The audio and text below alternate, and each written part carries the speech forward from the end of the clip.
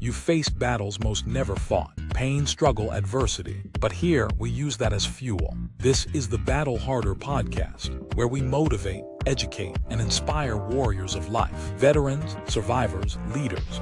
We share stories and strategies to turn pain into progress. Here's your host, Coach Rob. Let's lock in and battle harder.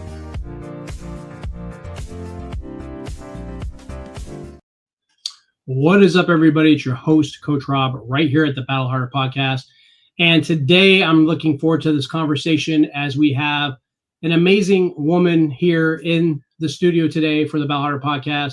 I feel like she's a very well-rounded individual, a very high-performing individual.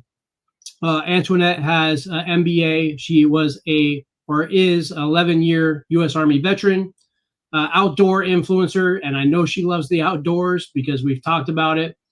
Model, consultant, writer, wellness speaker, advocate for men being tough again. Is there anything, Antoinette, that I missed out to introduce you to the show as we welcome you to the Battle Harder podcast? Die-hard American patriot. And I'm so happy you're here today. And, guys, I know you're going to hear this at a later time. As we record this today is September 11th. Trying to bypass all the bad stuff that's happened the past couple of days and everything. I just want to show my honor and respect for this country, for America, for my time in service, for Antoinette's time in service, and hope that during this time, these podcasts, everything that we do, everything that Antoinette does, and everything that I do, can show our patriotism, can help heal America, can help people get back to being united and working together, opposed to being apart. Because right now we're a society of being apart. And I don't want to get too much into politics or religion or whatever. We're the human race. I've always said we're the human race. My kids are mixed. My kids are not white. My kids are black and white. I mean, my wife now is Costa Rican. There's a lot of culture within my life, within my history, within my family tree. Let's just be kinder, better, gentler humans. With that being said, I want to get into Annette's story. So just give us a little background on what led you to go into the Army. Why did you choose the Army? And when you first went into the Army, what was your job or position that you started doing? Oh, Rob, thanks so much for having me, first of all. And I am a legacy veteran. My dad and his twin brother both served in the Navy during World War II, and then they served in Korea. They were not drafted. They volunteered for both wars. They were in the Army during the Korean conflict. And then later I was stationed in Korea, assigned to the 65th Medical Battalion, which is the real MASH unit. So I went into the Army, although I have to admit I wanted to be a Marine. I'll just put that out there. But all of my mother's brothers went into the Army. My dad and his twin brother went into the Army. It was a family tradition, so I went Army. And I went into the Army as a dental assistant, and then became an operating room tech. And by the time I was an E4, I was already an expert field medic, later became an air assault qualified expert field medic. And I joined the military because I just wanted to serve. I declared that I was joining the military at 5 years old. And I know a lot of girls are like, I want to be a princess or a school teacher or a doctor, whatever. I always said, I'm joining the Army. End of discussion. And I never wavered from that. So was it like, because in my opinion, as far as females are concerned, I mean, you're a pretty tough female, and we're going to get into your story and the resilience that you built and everything that you're currently doing. Explain to my community that may not know what air assault qualified is, and was it your upbringing, would you say, the people that were in your life that made you have this ideology of wanting to serve and being tough? And I think, females should be able to be tough if they want to. They should be able to be warriors and soldiers and fighters if they want to. And it seems like you took that path somewhat to heart. So go ahead and get into that a little bit. Well, everyone thinks that my dad made me a warrior. I came out of the womb a warrior. Like I had two older brothers. One is 14 years older, one is 12 years older, and then two sisters who are 6 and 5 years older. And from age 15 to 16, my parents sent me to debutante school. My Oh, mother wow. said, "We're going to train the wild out of you." It didn't work. So I am a lady, but I'm also a warrior. And I've just came, I was wired that way. I've always been stronger than even my older brothers, believe it or not, stronger Wow. mentally. Things that would break my older brothers down I would be giving them the pep talk. And so I think I was just built this way. My natural response to danger is not to freeze or fawn. My natural response is to assess and decide if I'm going to fight or flee, you know. So because sometimes, even though I'm a strong, physically strong woman with a 200-pound bench press, a 350 squat, and a 500-pound deadlift, because I was Wow. also a former competitive bodybuilder and power lifter while I was in the Army. And although I'm physically strong, there are so many men who are much stronger than me. And sometimes the best thing you can do is run, right? So I never had that, I'm going to fawn, I'm going to beg you not to hurt me, or I'm going to freeze out of fear. That just wasn't in my makeup.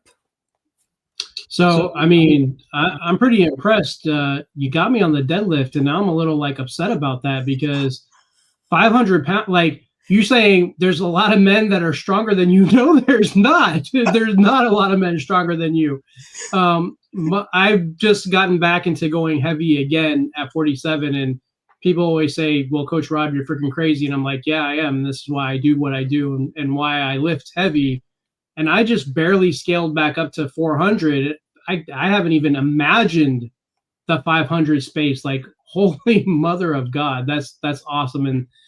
And that's amazing. So going back to like my first part of the question, what is air assault qualified? So air assault qualified in the Army means that you rappel out of things. You rappel down mountains, out of helicopters, off of buildings, wherever it is that you need to go to either sling load some equipment to be hauled away, or to, in my case, often I had to rappel into areas to give first aid. So initially I was, a runner in high school, and I was a long distance runner and a sprinter. I'm just naturally gifted. My Nigerian and Irish roots with a little bit of Spain mixed in. Just, I guess they must have been really strong, warlike people, because that's what made me. But I initially just wanted to be strong for my job. Then I needed to be strong to protect myself, because there are predators everywhere, both in and outside of the military. And then third, I needed to be strong to do the job that I was doing. So in order for me to carry someone your size and be able to walk with you, sometimes walk fast walk or run with a person your size to get you to safety or to get you to aid, in order to do that at 5'5" and 125 pounds, back when I was doing that, I had to be hella strong. And so that's what led me to bodybuilding and powerlifting. And I just naturally was gifted at it.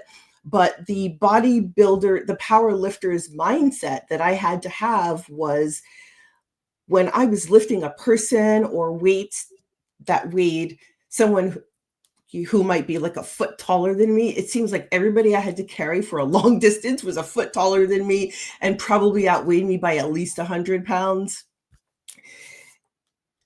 I had to have a warrior mindset to do that. When you pick someone up with weight that's physically crushing your spine, like I could feel them compressing my spine. In order to do that, I had to be very, very strong.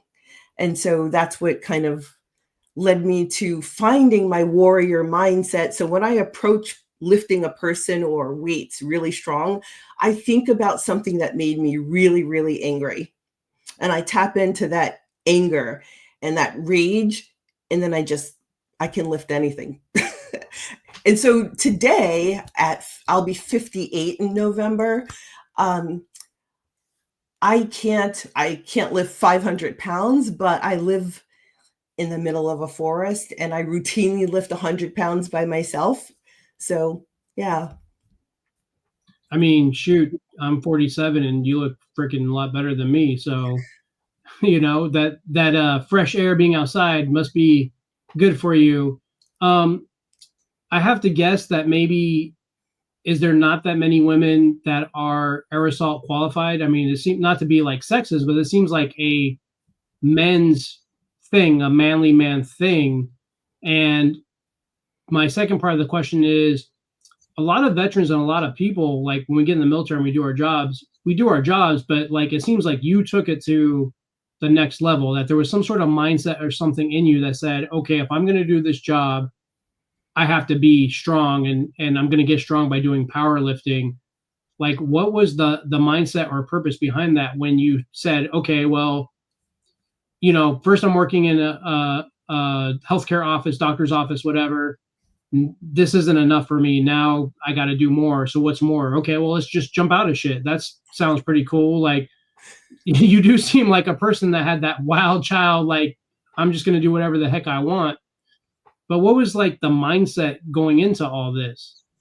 Well, when I say that I was wild in that I wanted to be in the wild. So both my parents grew up on farms, one in South Carolina, one in Virginia.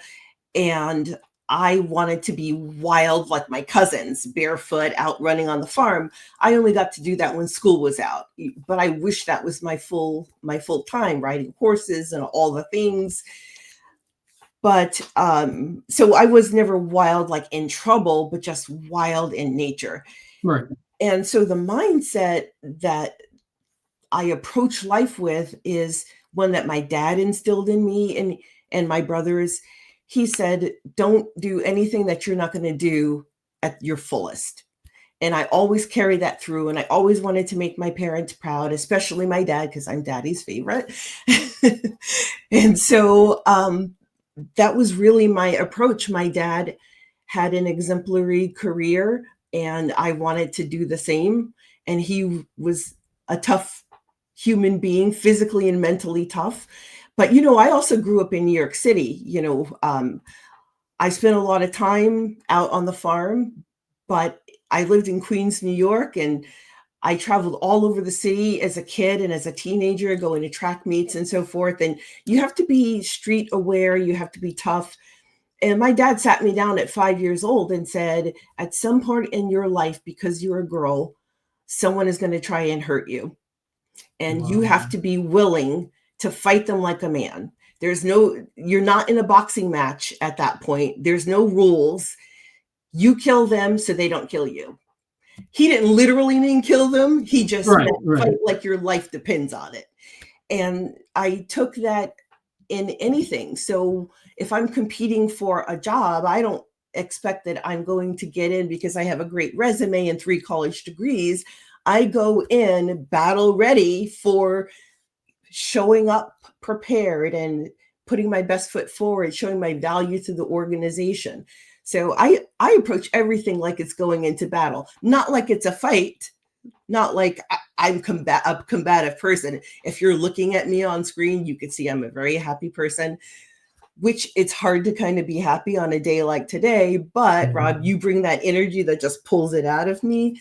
And so, I'm not really a combative person until you make me. So. But I think that's the key to the warrior mindset, right? And being, and I wish there was a lot more women that had this kind of mindset that you have. And, this might be your next big thing, to teach women to have this kind of mindset. But it's not about, like you said, people have this misjudgment that military, we're just always kill, violence, murder, freaking anger. No, it's being calm, cool, collective, paying attention to our situation, being ready for anything, but then acting with violence if necessary. not because we want to or because it's the fun thing to do, but we're going to do everything we can to survive, whether it costs us our life or not. So I'm assuming that your dad was probably very instrumental in most of your life. Did you grow up with both parents? And how important do you think it is now that you're older that having a father figure is for young kids, whether men or women? And, is that something that you look back on and you're like, man, I'm glad my dad was here and taught me all this cool stuff on how to be a tough person? I 100% believe that children need both parents. I needed my mother to show me how to be a woman. And I'm a very traditional woman. My sweetheart is a Marine. He did 2 tours kicking indoors in Iraq with 3rd Marine Division. And it's not like he's saying you have to be traditional. I was already a traditional person, and then we met. I was already a whitewater kayaker, and he was already a whitewater kayaker, and then we met. So I love that I am traditional, but if you go further back in history, traditionally, men and women fought side by side. Right. So that's kind of what I mean by traditional, but also, I bake my own bread. I don't cook all the meals because he's an excellent cook too, but I am very traditional in my roles. I love cleaning house. I know that sounds nuts, but my mother loved it too. She had 5 children and she took care of us very well. And my dad worked a full-time job and owned a business and spent time with his kids and taught me how to cook better than my mom. So he was a pretty awesome guy. And he would say that if I were a man, I'd be a man's man. And that was the ultimate compliment for my dad. When he called somebody a man's man, that was like, whoa, you've really earned that. And so I feel like today, because there's such an absence of fathers, and if there are fathers in the family, so many of them have allowed the women in their life and media and social media and entertainment to make them feel like they can't be a strong man. They've told men that mental and physical strength is toxic masculinity, and that's not true. And if I didn't have my father's influence in my life, I don't think I would have achieved academically, athletically, or militarily. And then after the military, I worked my way up from IT help desk to chief executive officer in a tech firm. Today, I don't do that because I got injured in the military. I sustained a traumatic brain injury and spinal cord injury, and then complications after that. Even just now, I'm battling with a potentially life-threatening condition, and I'm fine with talking about that a little further. But if I didn't have my father's guidance on how to be mentally and physically resilient, I don't think I would have survived my injuries, my military service, post-service, the crazy world that we live in, or any of those things. Got it. And yeah, it's just a testament to your overall ferocity of not giving up. And guys, we're just going to take a quick commercial break. When we get back, we're going to go deeper where unfortunately Antoinette's military service turned almost tragic, how she fought back and what she's doing now to not only heal herself, but to help heal other people. We'll be right back.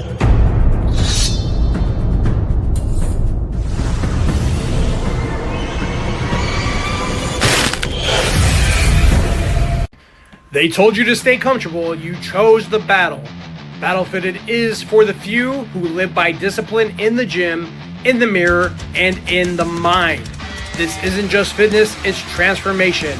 From our coaching and mindset resources to apparel that speaks without saying a word, to keynotes that shake rooms awake, we train warriors, not followers. No fluff, no shortcuts, just real work, real change.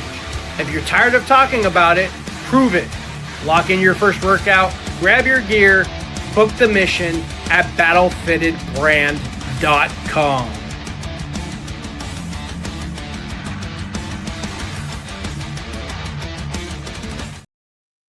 And we're back. And Antoinette, before we continue, so 11 years in the Army, I did 10 years in the Navy. It's quite a long time.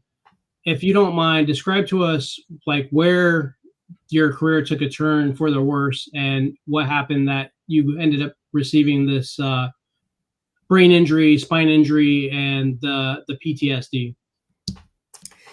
So I was in Korea and I was rappelling down a mountain to give someone first aid, and the same conditions that injured him and several other people injured me.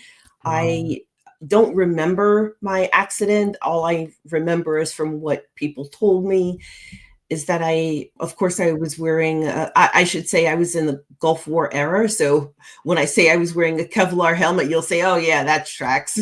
So I was wearing a Kevlar helmet, but I don't know if this sort of line that's down the middle of my forehead is because of my injury. I suspect it is.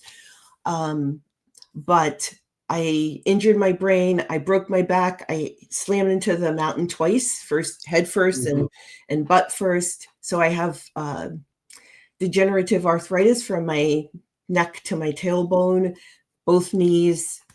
Had to repair my shoulder, and I continued on with my military service for a while. Of course, I had my recovery time, and I tried to resume my regular job. It was my intention to do 20 years, but as the years went on, by the time I was 32, I started to lose words. I started to have difficulty remembering things, difficulty with motor skills, difficulty with vision, and it got progressively worse. And that's around the same time that both of my parents also fell very ill, and I needed to take care of them. So while I was trying to recover, my parents were dying, both of them, almost within a 2-year period. So I got out, recovered for a while, but at every sort of like 10-year milestone, almost 5 to 10 years, I started having a new health challenge, and a new health challenge from near renal failure, kidney failure, to lupus. And now it turns out my brain injury is causing, and this is just a brand new thing, my brain injury is causing my brain to send my body the wrong messages about the amount of insulin it needs to dump when I have a meal. So instead of just regulating, giving me a small amount of insulin, it counteracts almost every carb that I take into my body almost immediately. And so my blood sugar falls, 90 is low. Mine goes down to 40. At 40, you're very susceptible to a coma.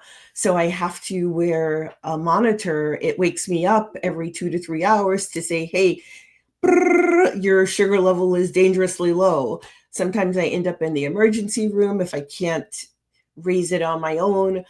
And it's a brain signal problem. I'm not sure how we're going to correct it, but I've managed to reverse kidney damage and put lupus into remission, and to figure out a way to not have to take pain medicine for the continuous pain from my neck to my tailbone and still have an adventure sports lifestyle. So I know we'll figure out what to do about the low blood sugar, which is something you don't often hear people talk about. Most people talk about, oh, I'm struggling with high blood sugar. That's not my problem. Yeah, I've honestly, you're the first one to bring this to my attention about TBI and other issues that it could possibly cause. I would never be aware of that. And one thing I like about the warrior mindset is you have that spirit in you that you're like, you're just not going to quit. Like, you're just not going to quit. You're going to fight and fight and fight until you take your last breath. And even for me, I'm on PTSD medication, but other than that, I take nothing for pain. And I tell people this, they think I'm crazy. They don't believe me. Lifting heavy ass shit got rid of my injuries. deadlifting, bench pressing, squatting, doing all the strength and conditioning, which having my gym for 4 years is all I learned and taught and teach my community. It has literally now, yes, sometimes my knees hurt, sometimes my back hurts, sometimes my neck hurts, but whatever, I can push through that pain from lifting heavy weights and have better pain management versus being on all kinds of meds that are going to mess up my kidney, my gut, my liver, whatever. So I think that's important.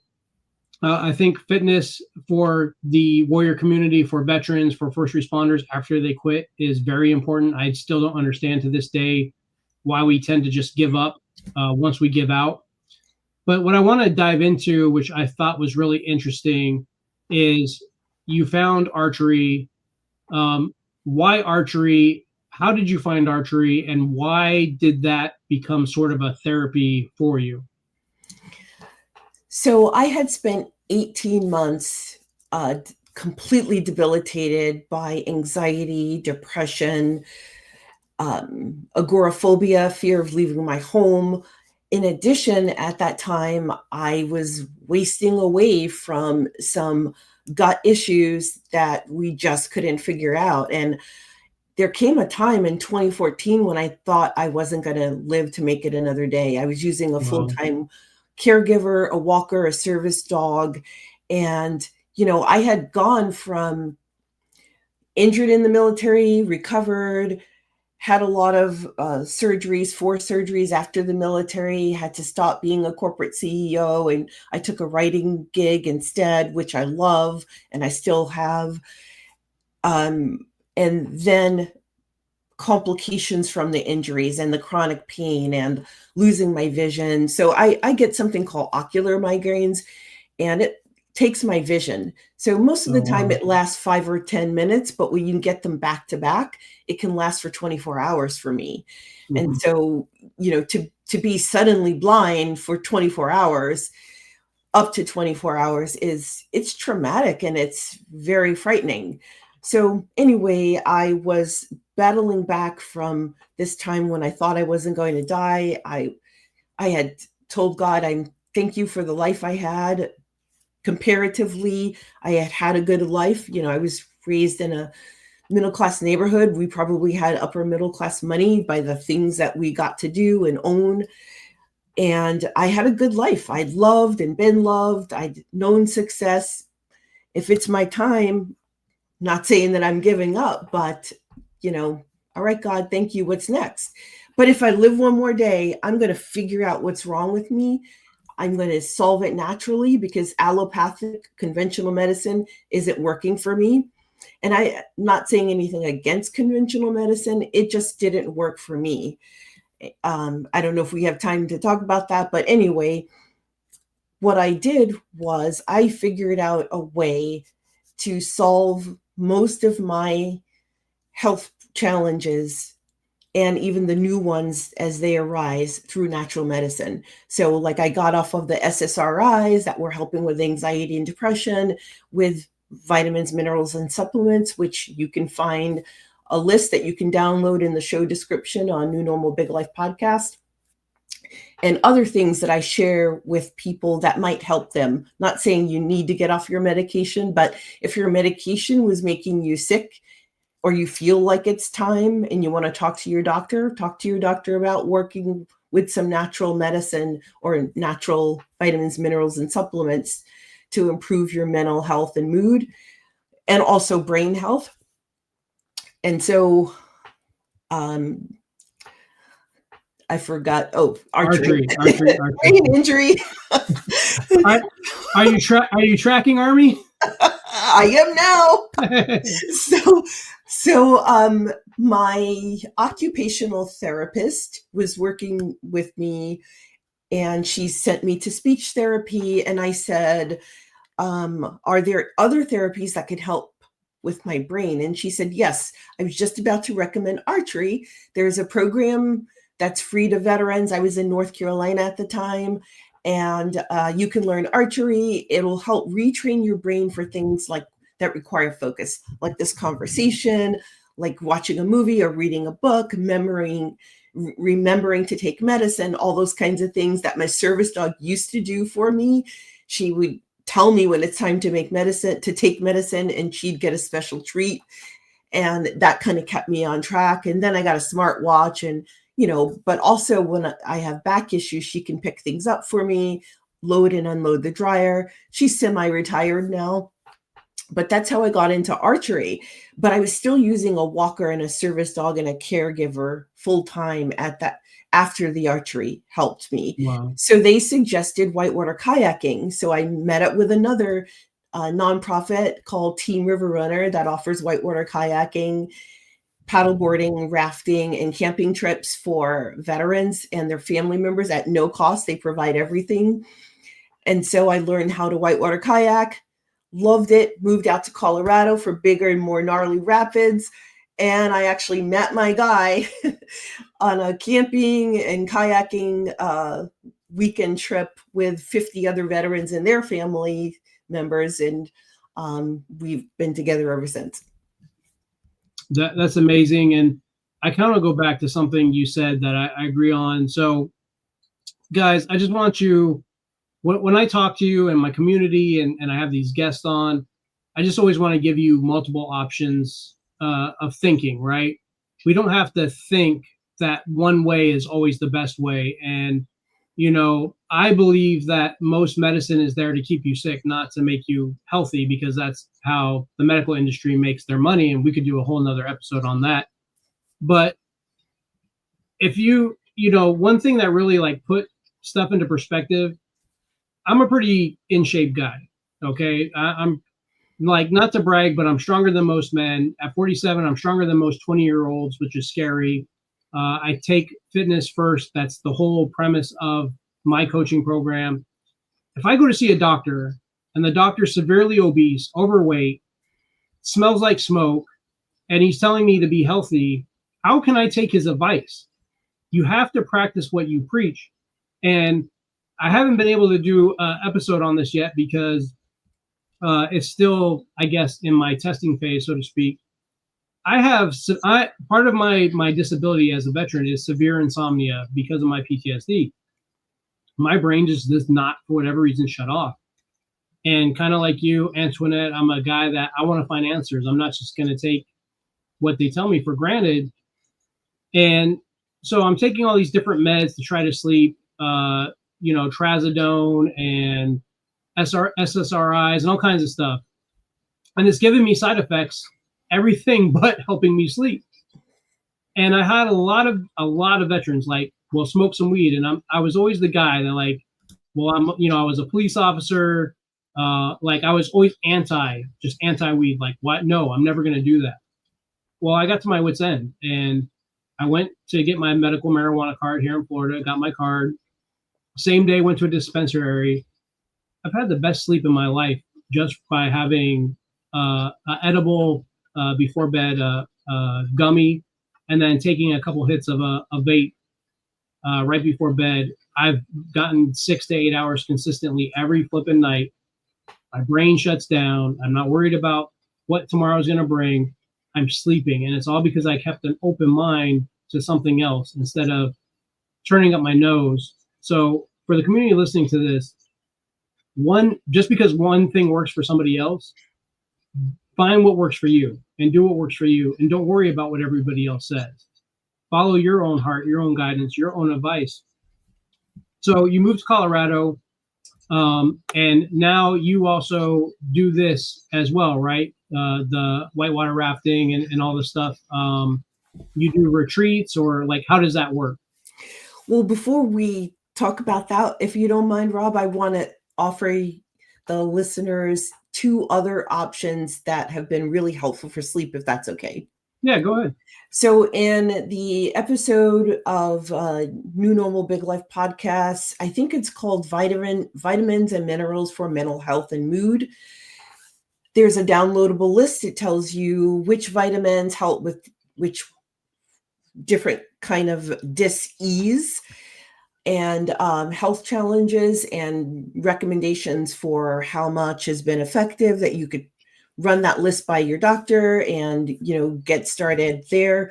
But here's something else. I also had a lot of difficulty with sleeping until I started taking mood and brain support vitamins and minerals. Here's something else that I just started 3 months ago. I talked with my rheumatologist about I'd really like to try methylene blue. So I looked around for the best quality methylene blue. I gave it a try.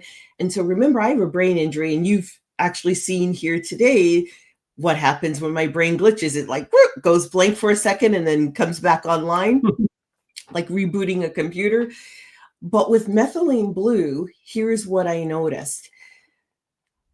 By 3 p.m., my brain is so fried, I can barely say my name. And that's every day. I have to use an alpha brainwave stimulator that I connect to my ear. I'll go relax, do that, or maybe do some yoga while I'm doing it, or using the alpha brainwave stimulator. And then still, I will have difficulty with word recall and memory for the rest of the day. And so if I have one business meeting, for the rest of the day, I'm pretty much done. I might get a little bit more writing or emails answered, but I can't people anymore because I can't keep up with the conversation. My brain is just so exhausted. Since I've been on methylene blue, I can have 3 meetings in a day, write a bunch before the meetings, write a bunch after the meetings, and then go out and recreate after that. So it's amazing. And my guy, he takes it too. And, he did 2 combat tours in Iraq, and he was having trouble sleeping, and now he's sleeping like a baby. So the methylene brew, the brain support, vitamins, minerals, and supplements. And then the third thing that I found, I interviewed a magnesium expert named Natalie Gerardo, and she created a product called Rooted In. And you can listen to that episode and click the link to find out more, to buy the product if you're interested. But natural magnesium has so many health benefits, and one of them is improved sleep. And so he's been using the Rooted In magnesium cream, and so am I. And we hit the pillow and we're out, and we sleep all night. And that hasn't been the case. I have been waking up, he is too now, because of the low blood sugar alarms. But other than that, we would be out all night.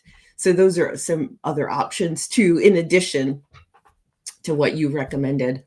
And guys, when this airs, you'll see those in the show notes. You can actually either go listen to those episodes or get those lists, because that sounds like a valuable resource. I've never heard of methylene blue. Can you explain to me what it actually is?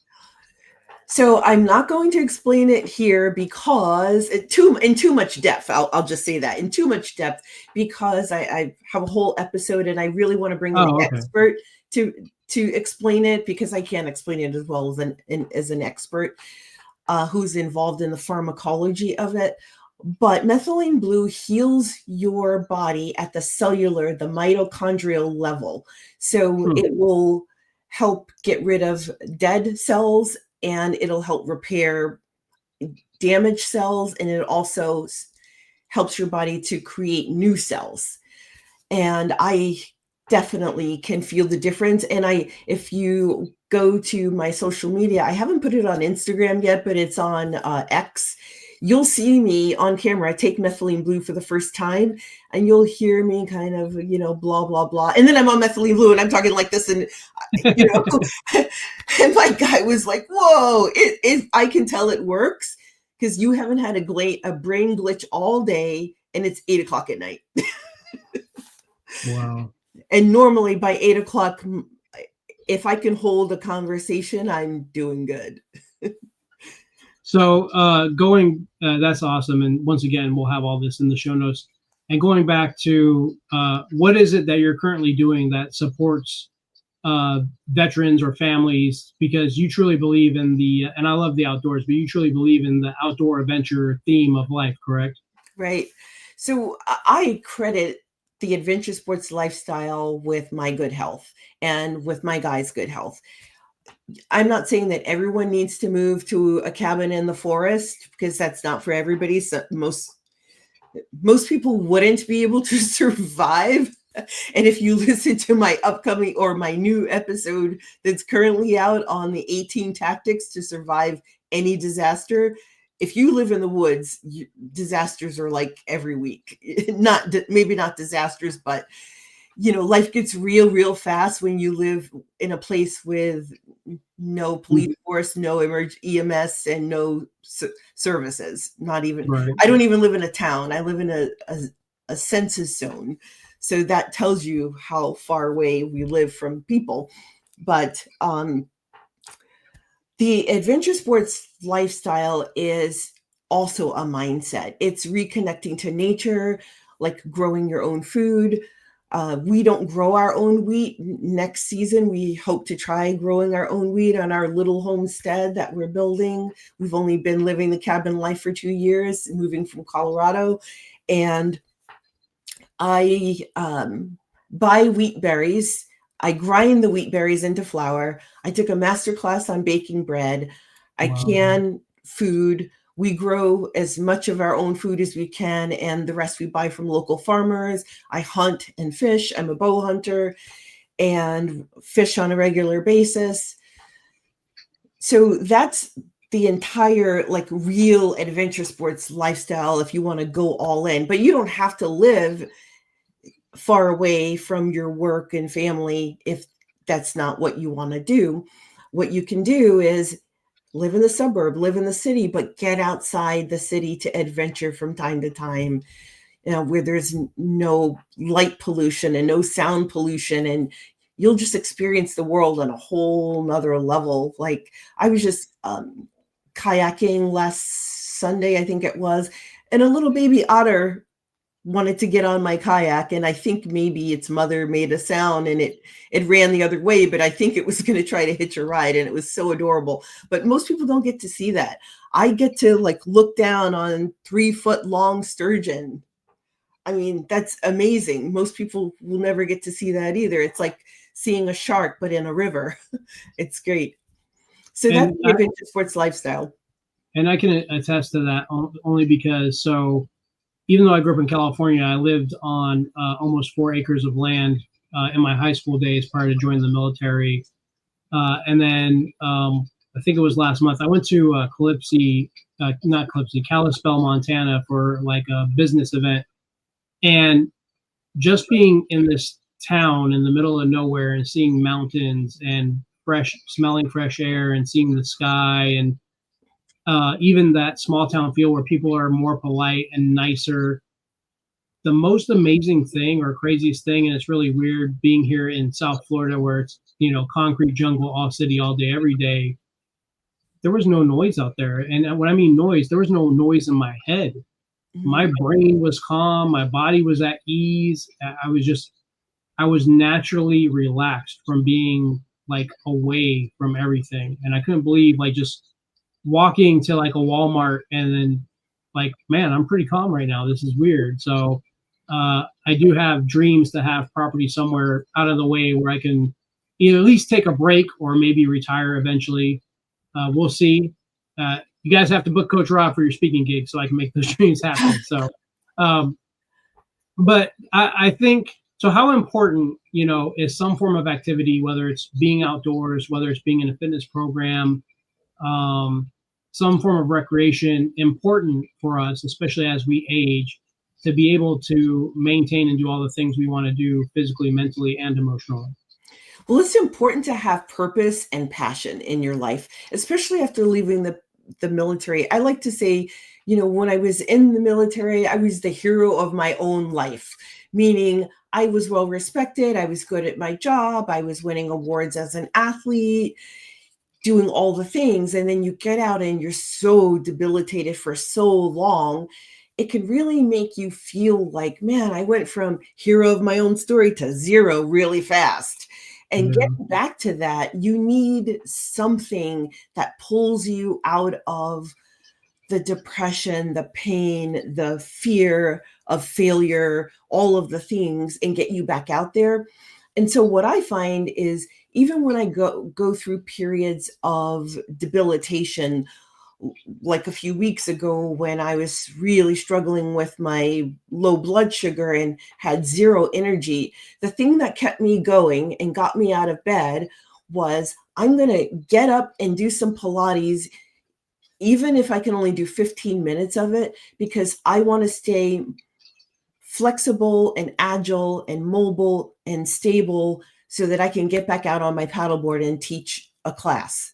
You know, I taught some seniors how to paddleboard, and I knew that I had that coming up. So that passion for teaching was my thing that got me out of bed when I felt like staying in bed and crying and feeling sorry for myself because I was in pain, because I was dizzy, because I was nauseous and weak from not having a correct blood sugar.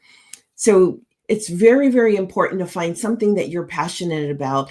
And the beauty of doing something outdoors that you're passionate about is that you can do it solo, you can bring your friends, you can do it with family, you can do it with strangers, meet up with perfect strangers who then become your friends and sometimes family, like in my case.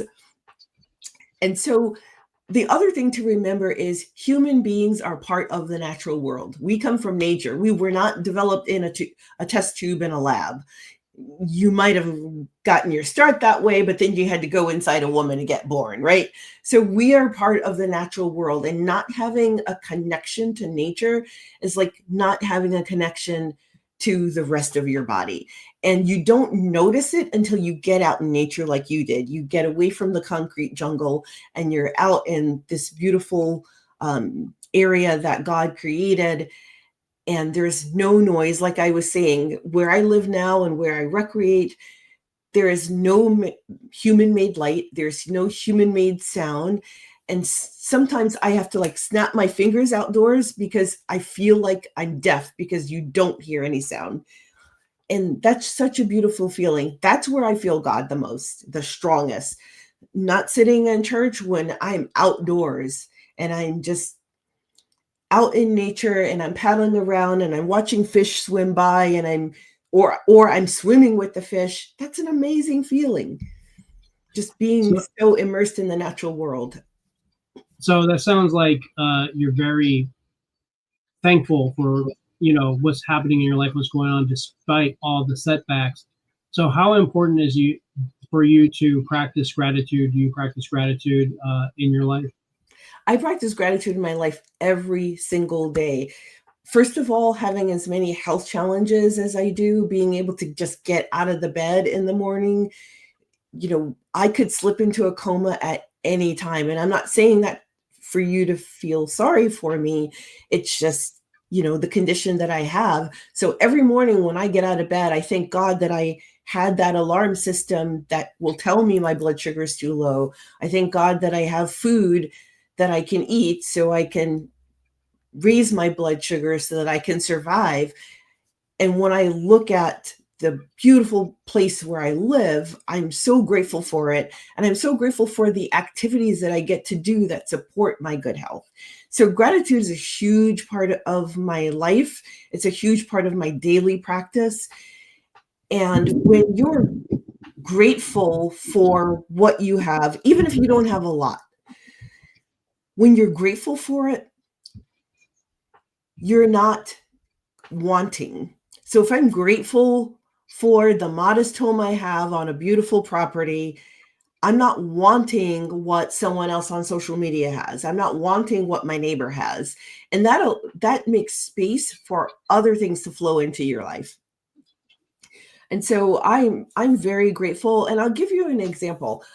When I was 53 years old, I started going on social media talking about how adventure sports is such a huge part of my life and my good health.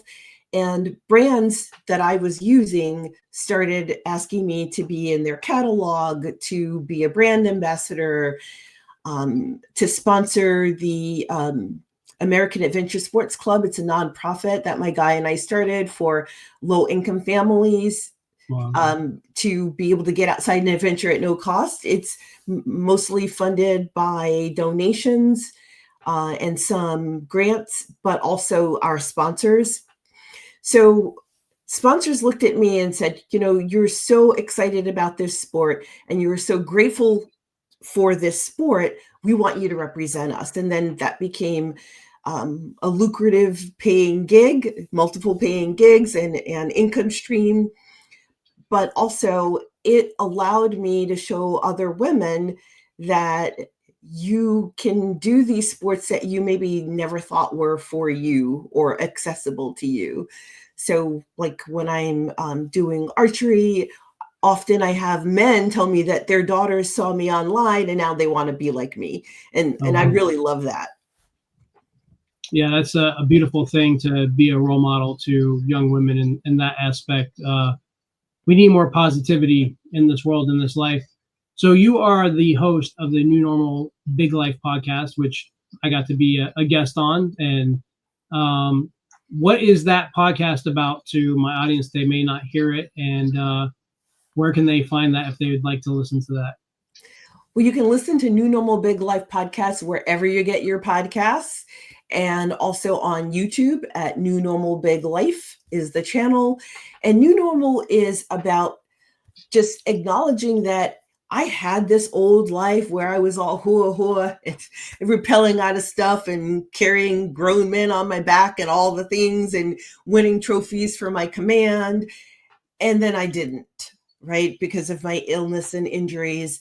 And I had to decide, because you do have to make that choice. You have to decide that, you know what, I've mourned my old life. It's never coming back. I'm never going to be that girl that could deadlift 500 pounds. That's just not capable with my back injuries. But I can create this new thing. I can create my new normal. And what you do when you start your new normal journey is you decide, what will your new normal be? Who will surround you? What will you do for work? What will you do for hobbies? What are the characteristics of the kinds of people you want to associate with? So like, for example, when I thought about what kind of partner I wanted, well, he had to at least be as good as I am, right? At all the things. But I ended up finding someone who knew so much more about every outdoor sport except archery than me. And, he had a certain set of homesteading skills. I had a different set of homesteading skills. We taught each other the things that we didn't know. And then we built this beautiful life together. But if I didn't know the kind of characteristics I was looking for in a lifestyle, if in a lifestyle, let's just take that one, I wouldn't have been appealing to brands who were looking for someone to promote a certain lifestyle. So I had to first envision that lifestyle, be that lifestyle, and then I was rewarded for it financially. Secondly, when you're thinking about the kind of partner you want to have in your life, whether it's a boyfriend, girlfriend, husband, wife, whatever, you have to know the characteristics. And I'm not talking about superficial things like he's got to be this height and have this much money and buy me this kind of house. That's all superficial stuff. And if that's what you're looking for in someone to spend the rest of your life with, you're going to be very disappointed, because no one can live up to this imaginary nonsense. What is important, though, is what kind of character they have. How do they show up? How do they see the world? How do they take care of you when you're sick or injured or scared or unhappy? How do they allow you to take care of them when they're sick, injured, scared, or unhappy, right? So all of those things are really important. And that was part of my new normal journey. So I first wrote down, I'm an MBA, so I created a spreadsheet, but I would just say, get a journal and write out what your new normal is going to be. How will it feel? What would it look like? Where will it be?